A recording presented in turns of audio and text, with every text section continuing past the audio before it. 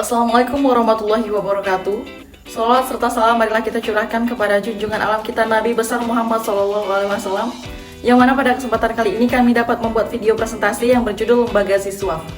Baik, kami di sini dari kelompok 6 yang beranggotakan 5 orang, yaitu yang pertama saya sendiri Siti Muslika selaku moderator, kemudian rekan saya Zulazmi Rizkullah, Rika Riyani, Rina Azhari, dan Sri Ayuningsi. Di sini kami akan memaparkan materi mengenai Lembaga Ziswaf, di mana Ziswaf sendiri terdiri dari zakat, infak, sedekah, dan wakaf.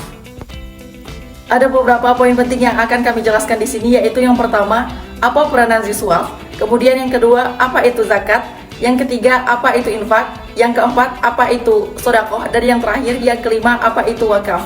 Baik, poin-poin tersebut akan dijelaskan oleh rekan-rekan saya. Kepada rekan-rekan saya dipersilahkan. Bismillahirrahmanirrahim. Introduction. Lembaga Ziswaf memiliki peran penting dalam pengelolaan dana sosial dan keagamaan di Indonesia.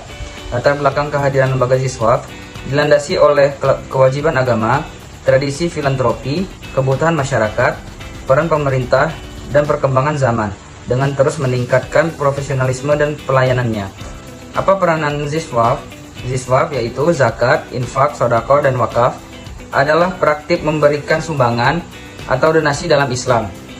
Praktik Ziswaf ini memiliki peran yang sangat penting dalam ajaran agama Islam, baik dalam konteks sosial, ekonomi, maupun spiritual.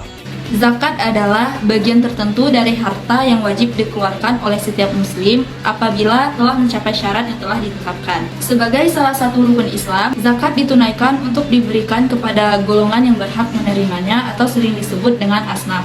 Infak berasal dari bahasa Arab yang berarti membelanjakan harta atau memberikan harta.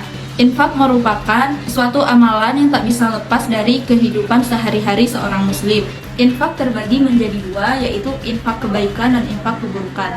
Infak kebaikan ini dilakukan atau dibelanjakan untuk di jalan Allah, yang juga dengan harta berasal dari hal yang baik. Sedangkan infak keburukan itu contohnya sudah dijelaskan dalam Al-Quran surat Al-Anfal ayat 36, yang artinya sesungguhnya orang-orang yang kafir menafkahkan harta mereka untuk menghalangi orang dari jalan Allah. Mereka akan menafkahkan harta itu kemudian menjadi sesalan bagi mereka dan mereka akan dikalahkan, dan ke dalam jahanamlah orang-orang yang kafir itu dikumpulkan.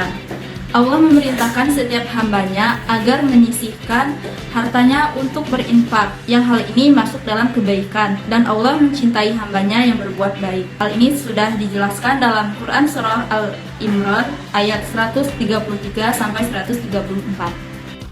Apa itu sedekah? Sedekah adalah, sedangkan menurut istilah sedekah atau sedekah adalah pemberian sesuatu kepada seseorang yang membutuhkan semata-mata hanya mengharapkan ridha Allah Subhanahu wa taala.